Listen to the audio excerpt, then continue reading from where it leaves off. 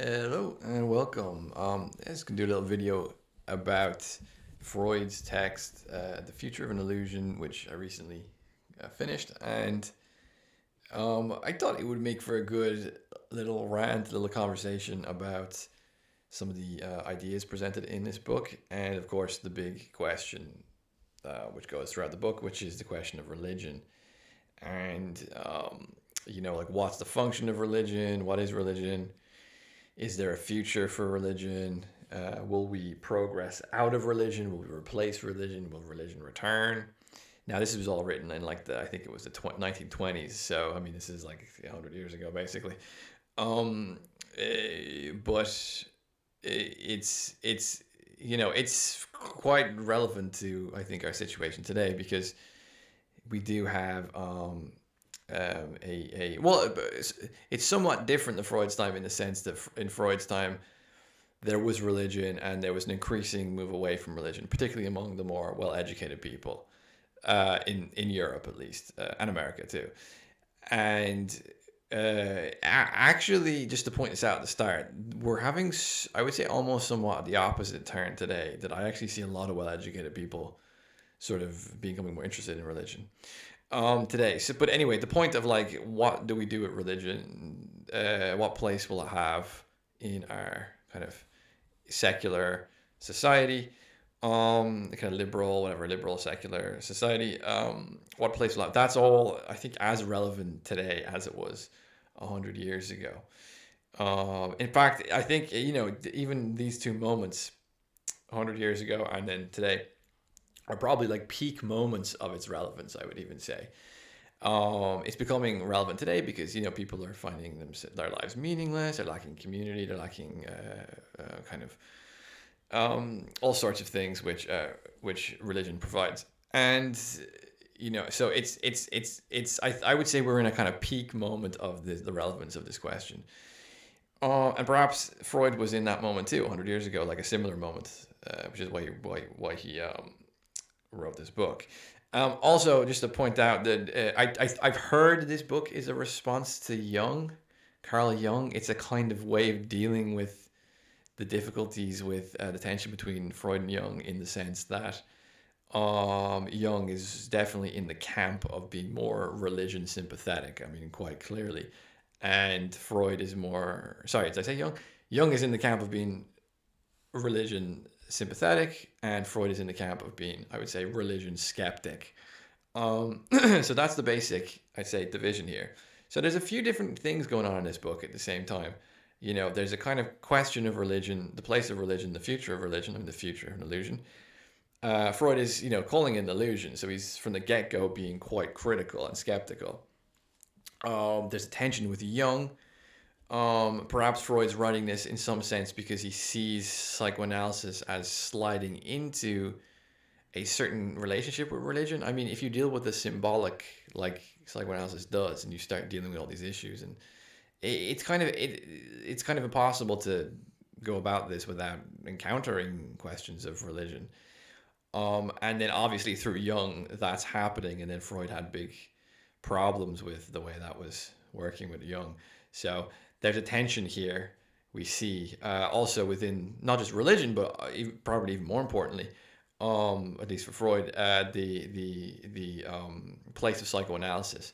Like, should psychoanalysis replace religion in some sense? Like, should it deconstruct religion? Should it reinforce religion? Like, what's the stance here? Tension between the two. So all these questions are in this book. So that's the kind of questions we're going to be looking at. I want to just maybe go through like the first. I did a video recently on the Joker, and the first film, taking a look at Freud's view of culture, and in many ways the kind of interesting theory, just to be a theory cell for a few minutes here. The interesting theory for me in Freud in general, particularly in these sorts of texts, is compensation dynamics. Freud's got a really intuitively intelligent understanding of compensation dynamics, and we're applying this here to culture, religion, art, um, you see kind of like social psychological concerns, not just individual clinical concerns. Which is why this book I think has a good bit of relevancy for sociology, because it's it's really dealing with social psychology. He's not really thinking purely in a clinical individualist context here. So we have anyway. So I want to explain the compensation dynamic thing first, because it's in both our relationship to religion and it's in our relationship to culture. So, in the first few chapters, Freud will kind of describe how culture in general, and he's kind of speaking here in a very bourgeois sense. So, he's thinking more of like art, literature, maybe kind of theater, Uh, Today, it's more than we like, as I pointed out in the Joker video, today we live in a entertainment complex. So, that's kind of replaced culture. It is kind of postmodern or late capitalist, whatever you want to call it, sort of culture where we have, when we have, it's an entertainment complex. But I think it does the same thing, it maybe in a vulgar sense, that Freud is describing in this book.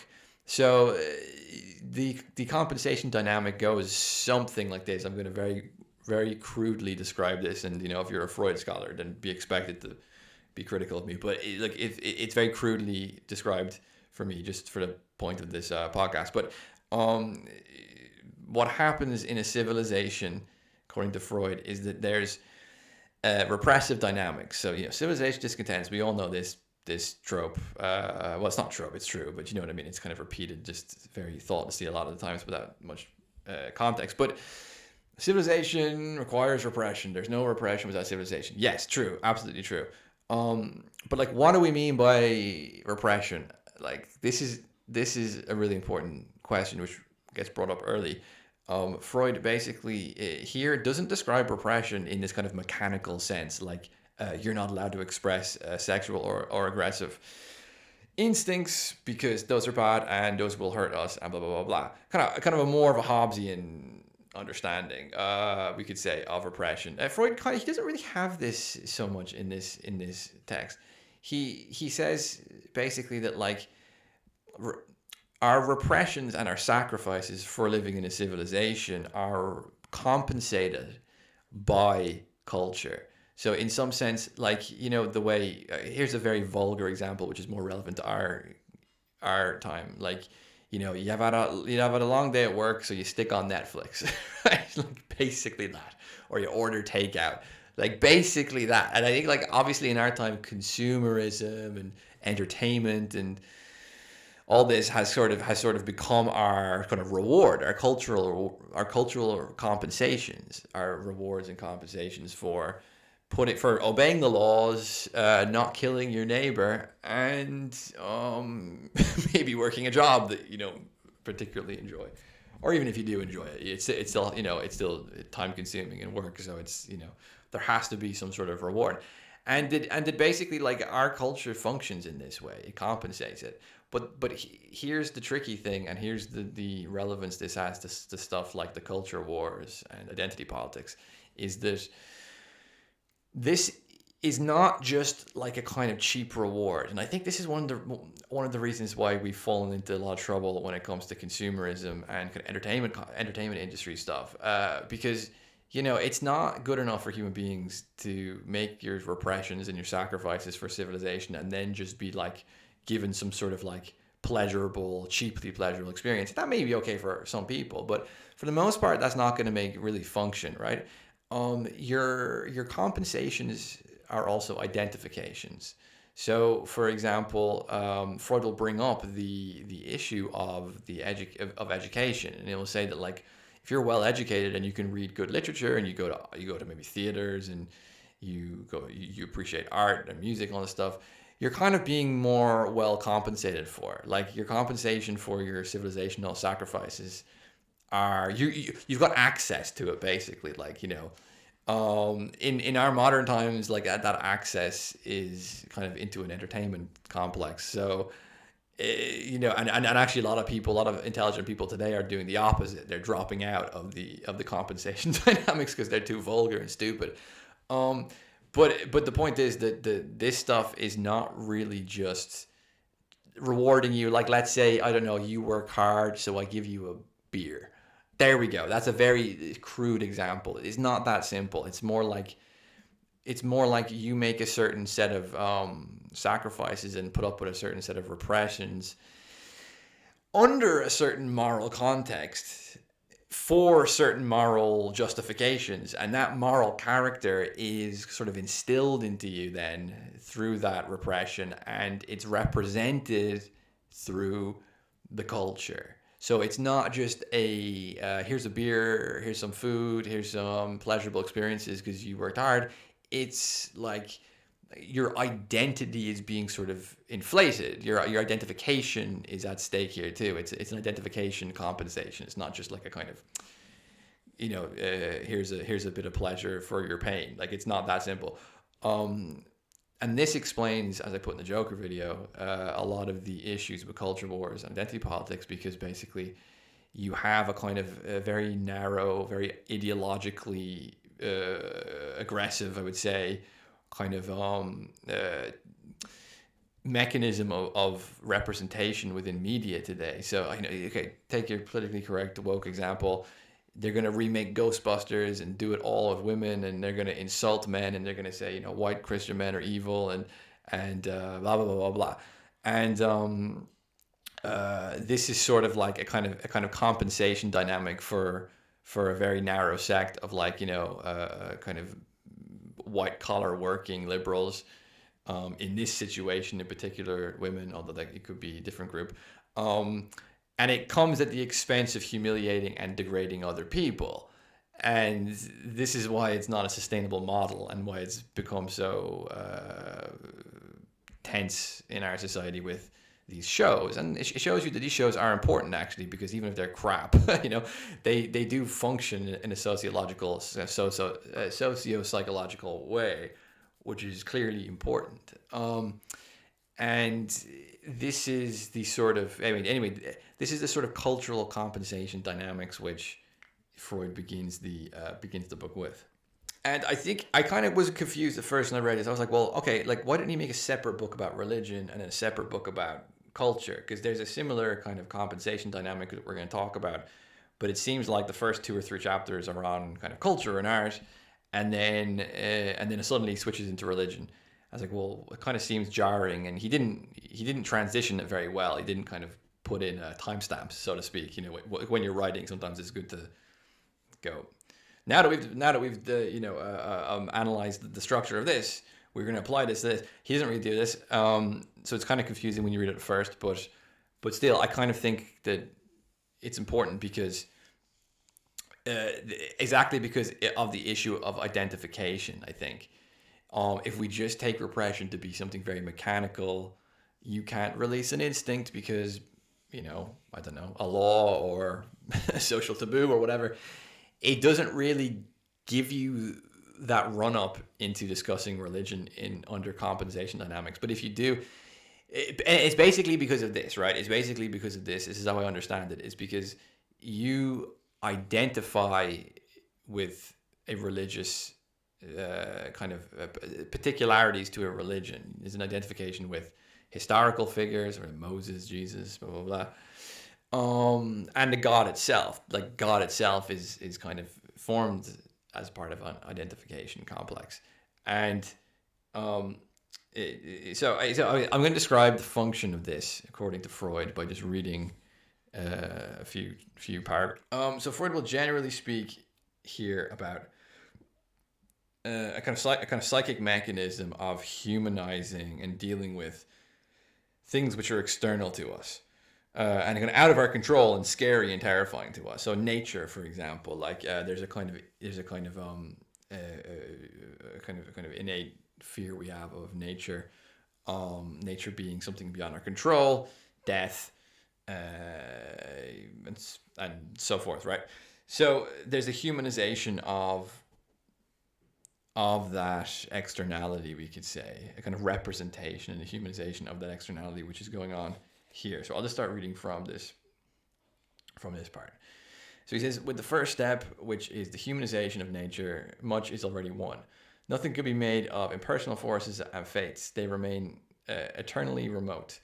But if the elements have but if the elements have passions that rage like those in our own souls, if death itself is not something spontaneous, but the violent act of an evil will, if everywhere in nature we have about us beings who resemble those of our own environment, then indeed we can breathe freely.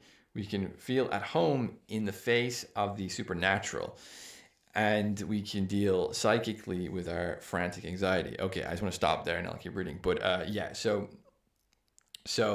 this is a translation I'm reading. Obviously, this is originally written in German, but feeling at home, I think that's an important thing. It's kind of domestication of it, right? There's so much of the world that we don't understand. There's so much of the world that is overwhelms us, that is powerful, is more powerful than us. Here we're speaking more of like nature, the cosmos, time. We're thinking of these uncivilized forces. We're not really thinking of civilization, particularly itself here. These are all overwhelming to us, and religious narration, religious symbolism gives us a mechanism to sort of reconcile with that externality. I would say reconcile would probably be a less critical word. I would use that word. I'm a bit more sympathetic here to religious functions, depending on what, of course, depending on everything. But so it's feeling at home. How do we make ourselves at home in a world which is, in some sense, so beyond our understanding, our control, and can seem so senseless and overpowering to us? That's, I think, this is the kind of primordial religious drive. I actually agree with this. I think this is completely correct. Read Defensology for more on that, but I think this is completely correct. Okay, I'll keep reading. We are perhaps still defenseless, but no longer helplessly paralyzed. We can at least react. Perhaps indeed we are not even defenseless. We can have recourse to the same methods against these violent supermen of the beyond that we make use in our own community. We can try to exercise them, to appease them, to bribe them, and so rob them in part of their power by thus influencing them. Such a substitution is important, of psychology for natural science provides not merely immediate relief, it also points to a way of further mastery of the situation. For there is nothing new in the situation. It has an infantile prototype and is really only a continuation of this. For once before, one has been in such a state of helplessness as a little child in one's relationship to one's parents, for example, for one had reason to fear them, especially the father, though at the same time one was sure of his protection against the dangers then known to me. And so it was natural to assimilate and combine these two situations. Here too is a dream life. The wish came into its own. The sleeper is seized by a presentiment of death, which seeks to carry him to the grave. Okay, blah blah blah blah blah blah. Look, I won't keep reading. That's enough to get the gist of what he's saying here. So there's a situation of kind of helplessness, I would say kind of primordial situation of helplessness that is akin to being an infant, which we all were at some point. That situation is sort of represented and dealt with through a religious structure, we could say. And Freud gives us actually kind of like a good threefold structure of what the religious drive, or whatever you want to call it, religious structure, drive, instinct, whatever you want to say, is doing. It says, but men's helplessness remains, and with it their father longing and the gods. So just another point. I think really Freud is pointing out here in the religious psyche, we could say, is a paternal identification, because the paternal is it protects us, but it's also kind of scary to us.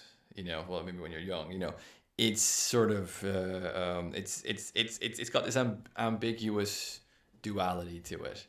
It protects us, but it's also scary to us. So that kind of fits the compensation and domestication model, because in some sense, if the father is like scary to us, we want to sort of humanize him or domesticate him, because then he's not scary to us.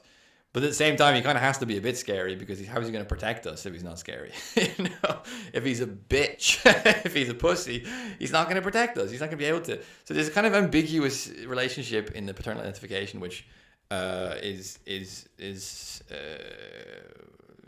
important here.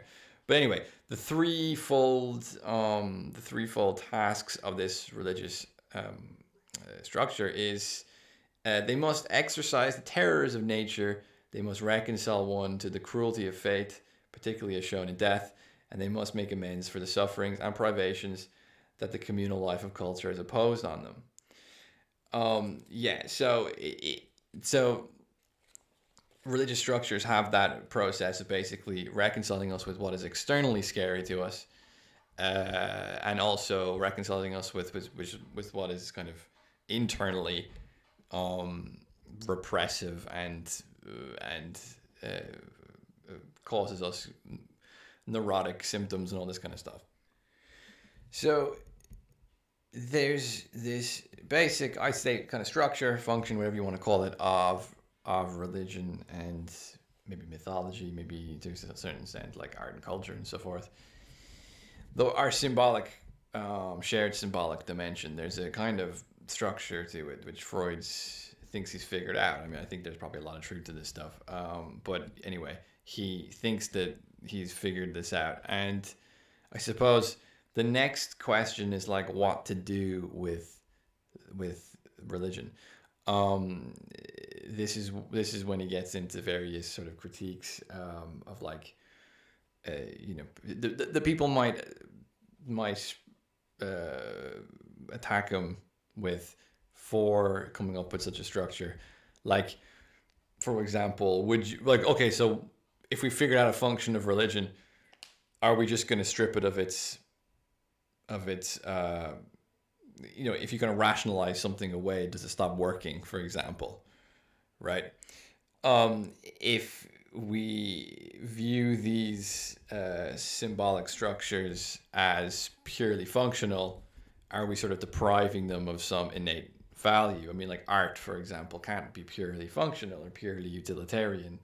That would be sort of absurd. There has to be a dimension of something non-utilitarian, non-functional within them.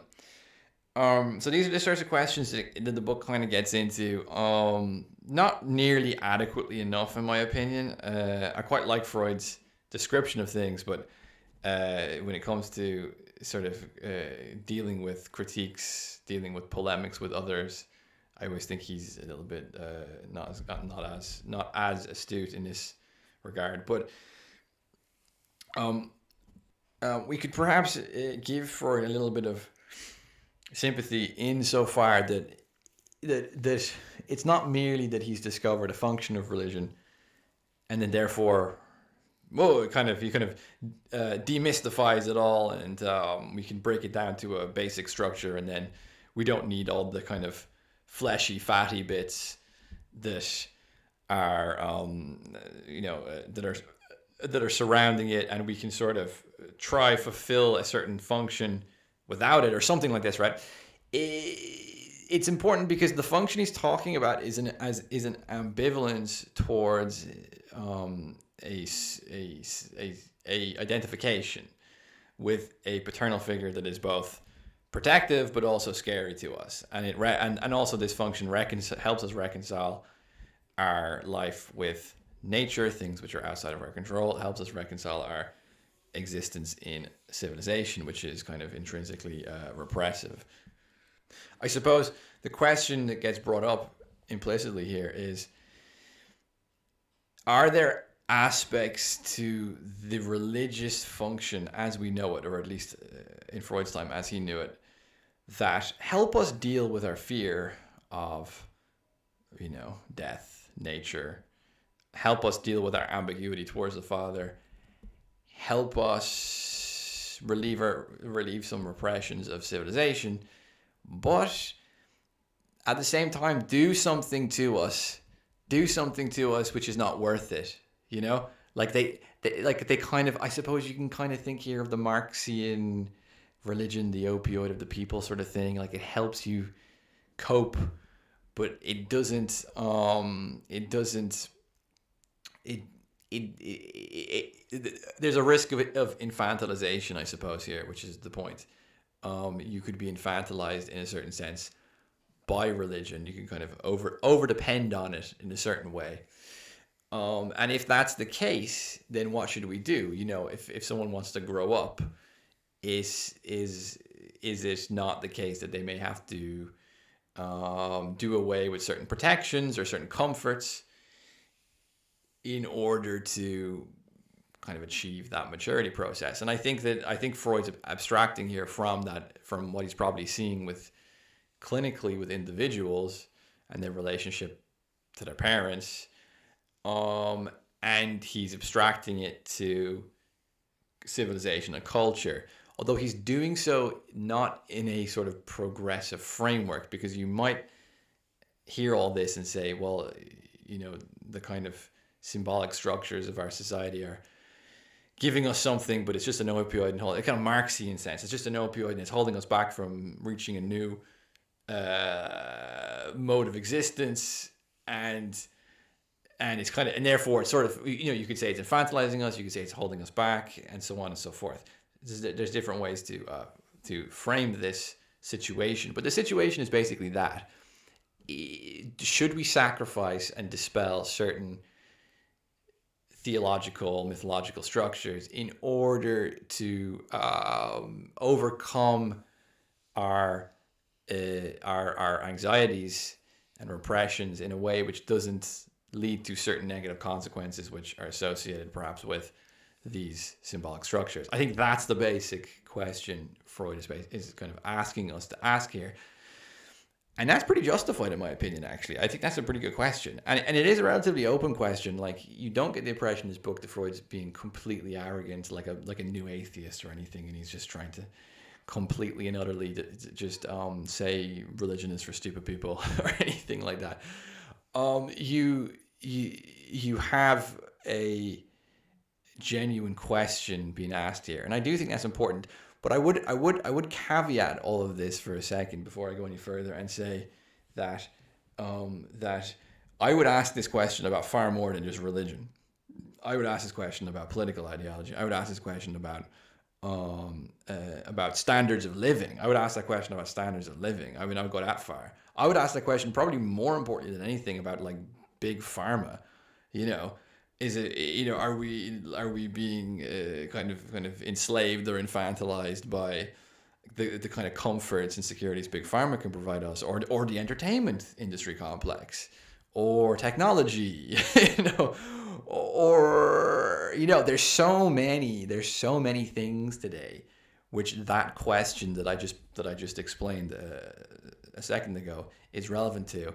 And actually, in my opinion, religion is like probably the last thing I think of in that terms. Like, I really don't think we live in a society where the thing infantilizing us, holding us back, is like religion. Like 100 years from Freud writing this, all the structures that are doing the thing that he's describing are all secular and technological and economistic and pharmaceutical, and they're not merely material either, because I do think there's clearly a very strong psychological and emotional connection to all this. I mean, take the lockdowns and COVID, for example.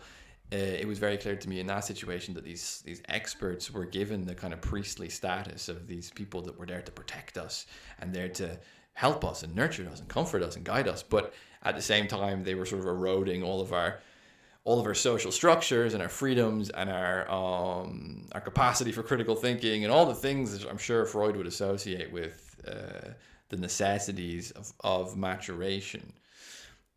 But anyway, let's get into some of the arguments which Freud makes about, or some of the kind of accusations or critiques that Freud may have encountered in his in positing these ideas about religion. So one question he asks is, if religion is, so if religion if religion should be retained on the basis that it allows humans to kind of function in their existence better, then why are people so miserable? Still so miserable? This is the question. This is one of the questions Freud asks. I will read the section. He says, for many thousands of years, it has ruled human society. Yeah, that being religion. It has had time to show what it can achieve if it has succeeded in making happy the greater part of mankind, in consoling them, in reconciling them to life, and in making them into supporters of civilization. Then no one would dream of striving to alter existing conditions. But instead of this, what do we see? We see an appallingly large number of men who are discontented with civilization and unhappy in it, and feel it as a yoke that must be shaken off. That these men either do everything in their power to alter the civilization, or else go so far in their hostility to it that they will have nothing to do with it whatsoever. And then of course there's a question of if they have nothing to do with it. This is another question Freud brings up, and is this if religion is sort of constraining us from releasing our instincts fully. I mean, this is more than now the question of social communal life. It's less the question of how we deal with the externality of nature, but if religion has a function of helping us sort of restrict our, this is a Nietzschean point to make, it kind of constricts us, it is a moral universe which stops us releasing our instincts, then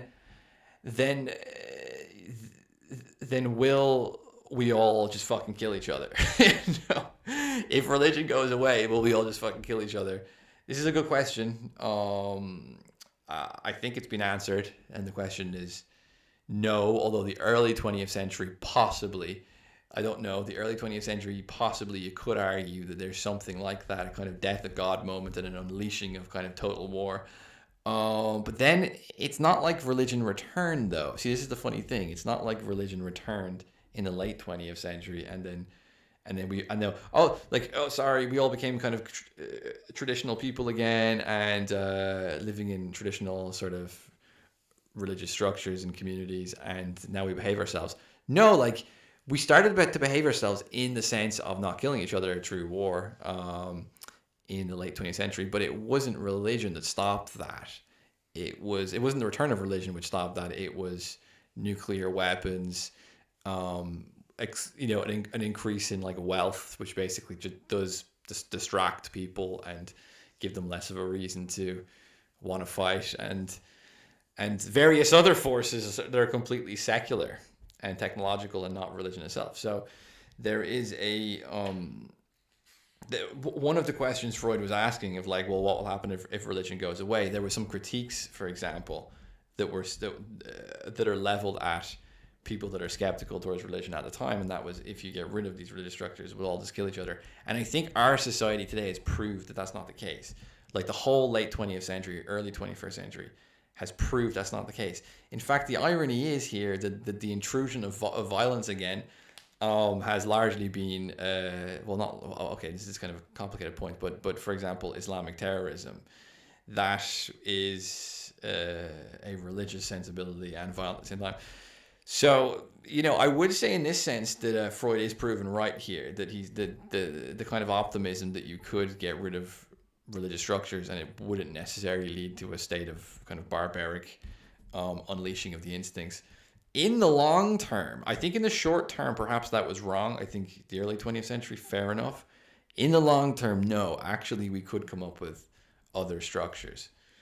My point here would only be that these other structures are much worse than religion in many, many, many ways. I don't want to go into my opinion too much until the very end, but I do think that I personally tend to be of the mind that that religion has these negative downsides that Freud is talking about 100%. There can be an infantilizing and a constricting element to these kind of religious structures, and of course religious authorities like the church and blah blah blah. But I do at the same time think that they must be grounded in some sort of wisdom or truth. Like Christianity comes from Neoplatonism, so there's a history of real kind of metaphysical thought in there. Now I know you get a bunch of crap in there too. Don't do this, don't do that, blah blah blah blah blah. You do get a bunch of moralistic crap with religions as they're sort of dispersed and used in real time practically for human societies, responding to the concerns of human societies. But I do think that at least they're born in some, I would say, something resembling truth or wisdom. I do think that. Whereas the structures of containment and control today, the kind of secular and technological structures, whatever that you want to call that, pharmaceutical industry, the prison and complex, the which is the state, kind of like the justice of the state,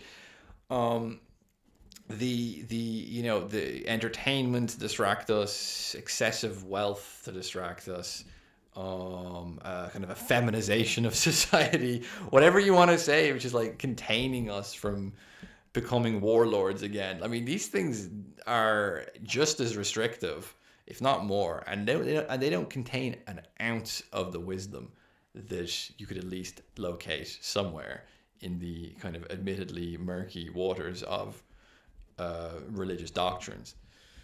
In terms of the question of what about the fact that religions didn't reconcile man enough to his existence, and therefore people are still miserable, and maybe that's the reason why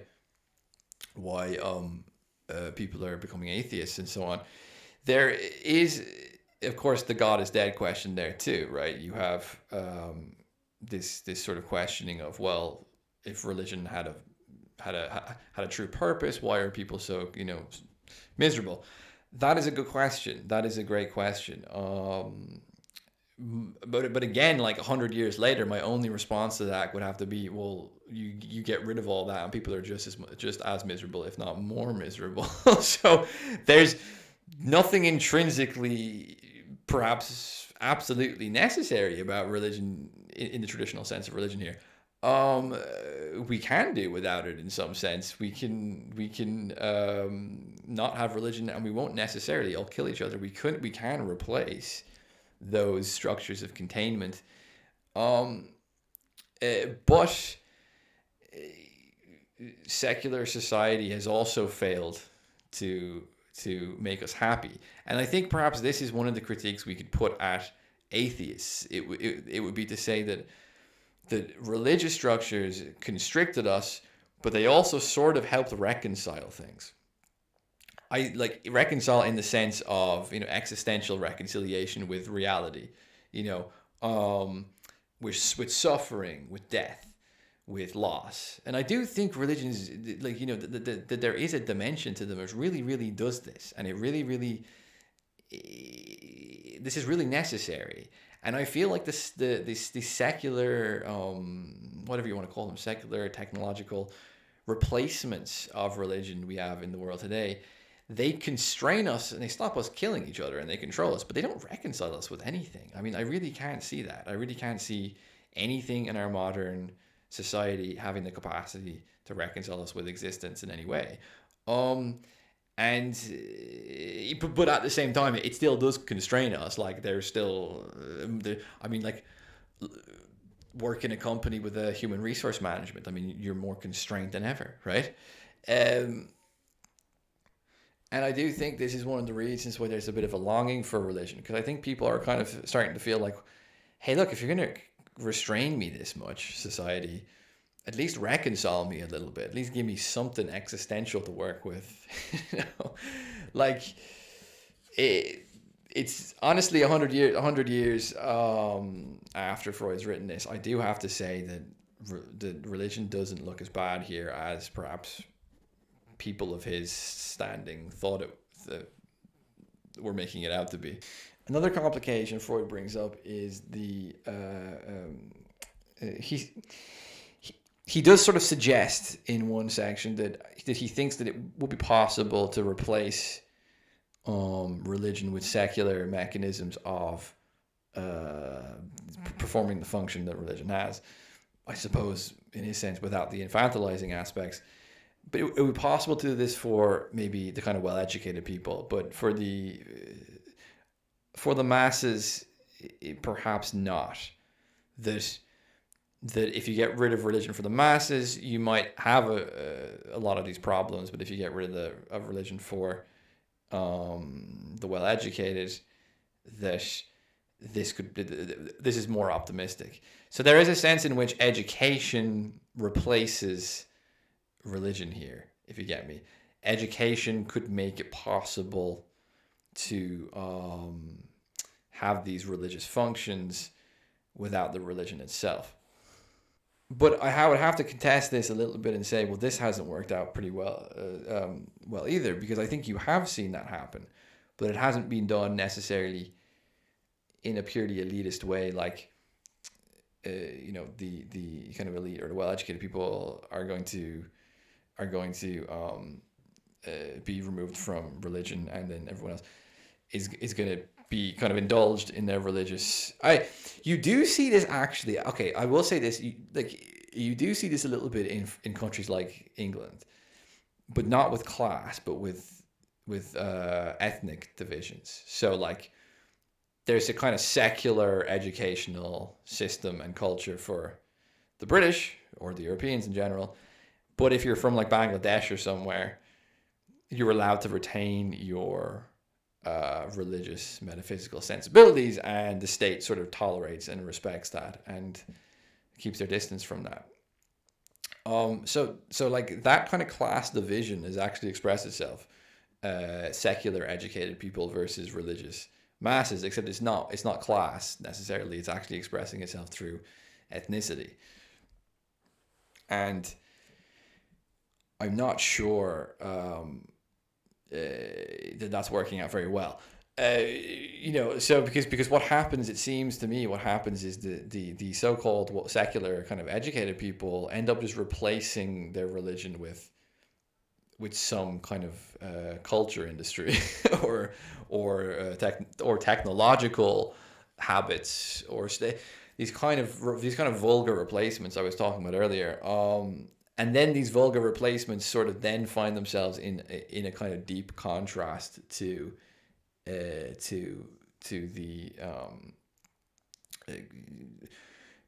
lower class of people that are religious, that are kind of religiously indulged, right? So again, like, take the kind of cultural antagonisms between the replacement religions of consumption, technology, and medication and money and so on, and many of the kind of cultural tensions that will create with, for example, people in Islam that live in the West. Like, that's playing out in front of us now, and that's not going particularly well. It's not going totally as bad as maybe some people make out, but it's definitely kind of not exactly a kind of successful model of civilization by any standard. So let's just say you were going to have an experiment, right? And you were going to just do like a total secularization campaign. And kind of like almost like kind of communism did this, right? Probably took this the furthest. Soviet Union communism took the furthest. It went the furthest in just totally getting rid of religion. So Freud kind of asked the question, like, could you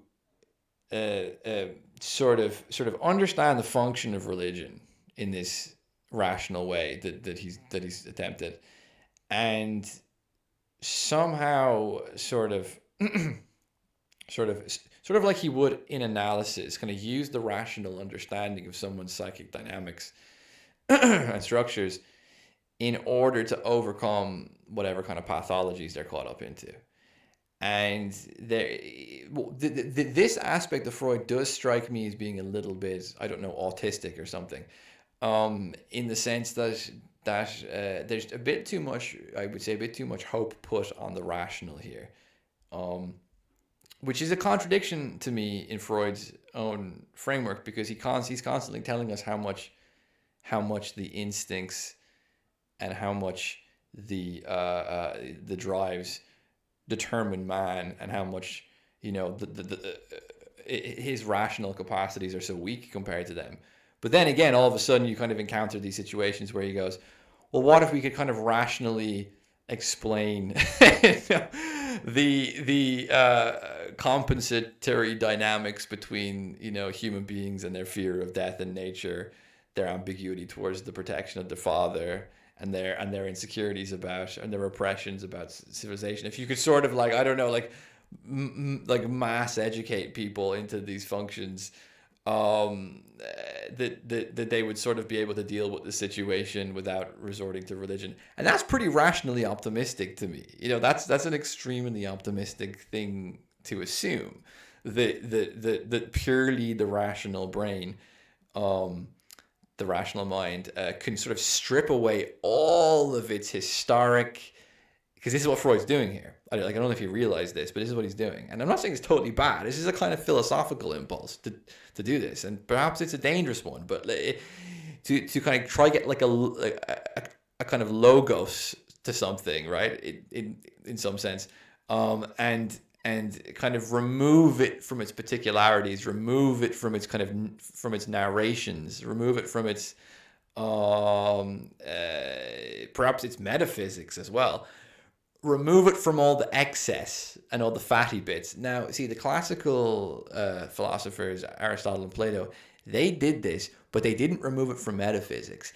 And they didn't really remove it from particularities nearly as much as modern people do, because they still kind of said, oh, in a Greek context, and read Platonic dialogues, it's all, there's a, less so with Aristotle, but certainly with Plato, there's all this reference to mythology and Greek mythology and the gods and so forth, and there's a metaphysical dimension to Plato's work. So the attempt to kind of strip away these extra bits and get to the center is still grounded in kind of metaphysics and more particularity. But when you get to the modern world, and this is what Freud's guilty of here, this is one of my big critiques of Freud, is when you get to the modern world, the same rationalism doesn't have within it like the logos is no longer metaphysical. It's no longer has this transcendental element to it, and I would say that it's largely stripped of particularity too. This is a critique I've heard of psychoanalysis, which I think is quite good actually. That it doesn't really take into account cultural and historical particularities as much as it should do in terms of how people think and feel and so on and so forth. I think this is something Philip Reef brought up in his text, The Triumph of the Therapeutic, where he says that he says lots of great things that I think should be considered as a critique of psychoanalysis in that book. But one thing he says, which I think is very true, is that like you have today analysts who are being trained kind of as professionals. This was probably more true in his time, because nowadays, who's being trained as an analyst these days? They're all working for like corporate management, or if they are working as clinicians, they're all like CBT people or whatever. But anyway, you have these psychologists, whatever, of any sort, being trained, and they're often then sort of getting jobs in other parts of the world that they're not even from or know nothing about. It would be like me as an Irish person suddenly being put in, I don't know, Sweden, for example. I know basically nothing about Sweden, its history, its culture, or anything, right? And then expecting myself to sort of because I have a kind of scientific knowledge of the human brain or whatever, of the human mind, to be able to sort of deal with the Swedish people that I'm giving psychological treatment to. And it's kind of ridiculous to think like that, actually, because the history, the metaphysics, the cultural, the social dynamics, this all plays such an important role in how you deal with people. And there is a kind of universalist, I would say, arrogance a little bit here. But anyway, so the point that he's making is basically, what if you could understand the function of religion and sort of rationally integrate people into that function, so that you could basically have the function without the excess? And I think this is a bit too function for me. This is like function supremacist or something. You do see in the history of psychoanalysis, you have Freud, and then you have Jung, and then you have Lacan. And the thing that Jung and Lacan have in common is that they're both sort of saying, well, that excess is kind of important there, Freud. Like Jung does this with his whole treatment of mythology. It's like it's not something that you could sort of scientifically reduce. And then with Lacan, of course, you have all this emphasis on, on excess, or on, the truth, as Zizek kind of says through a Lacanian sense, the truth comes through an illusion, not necessarily with the stripping of an illusion. And I think that that is very true. And I do think Freud's overlooking that a lot here. One thing I also just wrote down in my notes in this section is his daughter, Anna Freud. So people who don't know this, and it's a bit crass, but whatever. Apparently, she died a virgin, and if you look into a lot of Anna Freud's life and her own understanding of psychoanalysis, which in my opinion was absolutely inadequate and weird, the apparently, Freud would discuss certain things with his kids in a very direct sense. Certain things about sexuality, for example. So and he actually brings up this in one section in the book where he says that we overuse, and this part's where he talks about the function of religion in early education. Is it right, he asks, to teach kids who just internalize everything about religion, and we're kind of exposed them to dogmas? He says, would it not be better to let them decide their religious sensibilities when they're adults, because you're sort of pushing this illusionary framework on them, and they just believe it because they're just kids. And if there's some kind of philosophic value to religion, then as adults they'll sort of acquire that. This is the kind of one question he poses. But again, I think it's another reminder of Freud's slightly autistic rationalism, because there's an assumption that kids will understand things if you're direct, right? There's an assumption that you're tricking them if you use an analogy or you use a story, or you use a kind of an analogy or a story. But if you're direct with them and sort of scientific almost, and very rational, that's somehow ethically that they'll understand that, And I don't think that's right. I think that's absolute bullshit. Our human mind understands things through narrative and symbolism, I think, a lot. And again, this is one of the point Jung is trying to make, and in my mind, especially children. I don't it's peculiar to me that he would think this. And again, just to bring up Anna Freud, so you've basically got someone who's growing up in a household where things like masturbation, for example, apparently were being discussed in a very hard-nosed, rationalist and open way. And then you've got someone who dies a virgin, basically. And it's well, maybe you need the illusion. Maybe you need the illusion, bro. Maybe you need it. Maybe when we say to a kid, how are babies made? It comes from the stork and the egg. Maybe the kid gets it more through that story than saying, well, when the penis ejaculates inside the vagina. Come on. This is a bit autistic. And a few of these last sections in Freud are a little bit,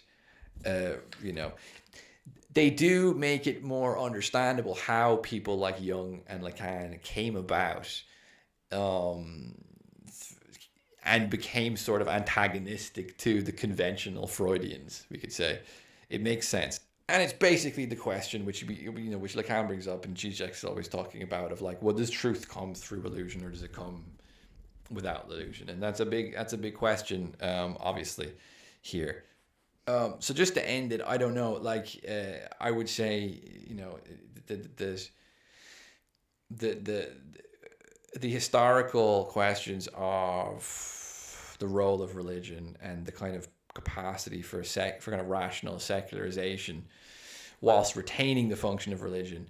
That is that's a really, really interesting and good question. But I don't think that that's worked so far. Basically, I don't think that's worked at all so far. As I said earlier, I think you have a system now increasingly without religion where we still have restriction, control, and repression, but we don't have reconciliation at all. And I think with religion, I think at least you had both of those things. and that's the big and I think that's going to be the big challenge for secularism. And don't just pick on the West here. Look at China, right? Perfect example. I mean, they've been secularized hugely, and at least compared to like Islam or South America, hugely. Um and that is a society that does seem to look a lot like control without reconciliation. And um like Western liberalism has at least been able to sort of negate that situation by having strong values of liberty, right, and freedom. So it's been able to sort of let's say negate the excessive forces of control. But it hasn't been able. Well, that's so far. Will it be able to do that in the next few decades? That's another question. But it hasn't been able to provide, I think, real reconciliation and real kind of existential maturity, because there is another problem here of getting rid of religion, which is existential maturity. Religion may contain infantilizing aspects, but I think it also does encourage a kind of existential maturity, possibly if it's interacted with correctly, which perhaps sometimes it isn't. But I think that secular societies don't encourage existential maturity on any level. We're actually kind of existentially increasingly infantile, even if we're mature economic individuals and we make our own money and we whatever. We increasingly see a kind of popularity of religious returns today, even in the West itself. I'm thinking of Russell Brand, for example. Anyone who's kind of kept an eye on his kind of life story will see he suddenly made a pretty performative and enthusiastic turn towards towards Catholicism, basically. And yeah, it can be a little bit cringe and a little bit performative, but I don't know, like, there's a lot of intelligent people. There's a lot of like, it does seem to be the case that there's a lot of intelligent people who have gone through all sorts of secular mechanisms of Russell Brand's a great example of therapy. He was an addict. He went through all the addiction programs. He's someone who's very familiar with therapeutic mechanisms. A very psychologically intelligent person, psychologically self-aware kind of person. He would be, well read in all sorts of literature and philosophy and politics, and so forth. I mean, relatively so. And he's a wealthy man. He has access to all sorts of sublimating mechanisms, And end of the day, he went to religion. I mean, there's plenty of examples of this. Paul Kingsnorth is another similar one. I mean, he's not Russell Brand, but he's not someone who's thoughtlessly embraced religion. And you have all these kind of people today which are emerging, and they're intelligent, they're well read, they're educated, they've perhaps gone through various forms of secular replacements for religion, such as therapeutics, and they live relatively good lives. I mean, they're not living in toil and suffering, and they go to religion. So I don't know how you explain that phenomena. I don't know how you explain that. That to me just seems like it's not a good sign for people that are optimistic that religion can be adequately replaced by secular forces. Doesn't is it? And because it's a very different story, a Paul Kingsnorth or Russell Brand. It's a very different story to the story of the kind of indoctrinated person. And this is always who we refer to when we speak of religion. We think of like women in Afghanistan who were just indoctrinated into this terrible oppressive religious structure, and it's terrible for them and they don't know what freedoms are missing. Or children from an Irish perspective, we always do this. We go, oh, our grandparents or our great grandparents, and they were so indoctrinated and they were so blind and they don't know the benefits of secular society. there's a constant arrogance in this country about that because people here were more enthusiastically and dogmatically religious, not so long ago. Um, Compared to countries like France or England, where you'd have to go back a few more generations, really, for the most part, most of the time, to get like dogmatically, real religious people. Well, in Ireland, you can go back 2-3 generations and you'll find it. So we like to tell ourselves the story of how great we are. But the point is, the religious subject in contemporary liberal society is always presented to us as someone who's indoctrinated or doesn't know better or who's never had anything better. But wait a minute, look at these people like Russell Brand or Paul Kingsnorth and plenty of other examples. You can't claim the same thing with them. You just can't do it. It just doesn't make any sense. So that's another big. That's another reason to be skepticism for this kind of secular replacement of religion. Just to finish it off with a kind of more complimentary note, I do think though, and pick up a copy of Defensology if you haven't. I do think though that there is truth to this basic kind of primordial structure of. I don't think it's just religion. You see. I think it's much more than just religion. But basically, the structure of the primordial infantile situation is what I think is Freud is catching on to, and I think that's completely true. I think that's quite a genius insight, actually. As human beings, we are sort of perpetually existentially caught into what you could call something like a primordial infantile situation, and you have these various sorts of pressures. You have the pressure of the society and the expectations of the society and the restrictions and the taboos of society, and you simultaneously have the anxieties towards the external, the fear of death, the kind of supernatural, the eternity, infinity, all these things which is completely beyond comprehension and completely beyond control. And you have this situation in which we look towards something to overcome and reconcile with that. And I suppose that's the paternal identification. We look towards that. Give us a style. Give us a mode. Give us a doctrine. Give us a calling. Give us a vision. Give us something to deal with that situation. And I think that's extremely important. That's an extremely true observation that Freud's made here. And that is something which we are, to give Freud credit, that we are caught into, and as he admits, we are still caught into it in a post-religious society. The question is simply this: what will help us deal with that situation? Because the more you look at the secular solutions, the more you go, oh my God, maybe religion wasn't so bad after all.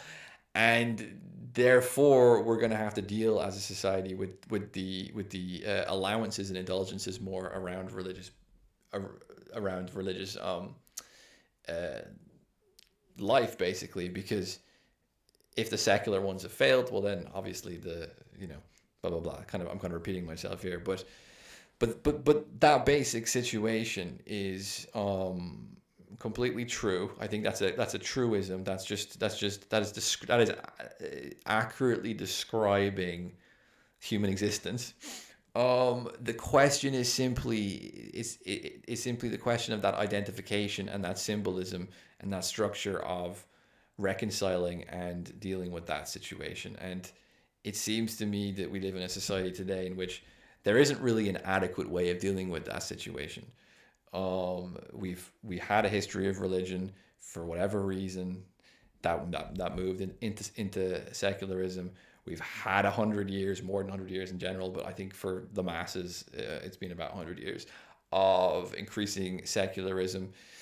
At least in the West, and not even all the West. I mean, Ireland, for example, was late to this, but or Poland, for example, was late to this. But you've had a movement towards the secularism, and those mechanisms have failed. So it's, for me, it's all open, all season shit now. This is like the kind of ground zero of of it's almost like a moment where a new religion could emerge, because it's like we don't have anything, like we don't have anything anymore. We're completely exposed. All the mechanisms we have from secular society are pathological. All the mechanisms from religious society have all gone away. They stopped working, for whatever reason, and we're now completely exposed to this situation, and something else is going to have to emerge, and that's interesting to me. And I wonder with 100 years hindsight how Freud would have maybe reassessed some of his claims. But anyway, I'll leave that to other people to think about. So yeah, well, thank you for listening. Subscribe and all that shit. Thank you. Bye.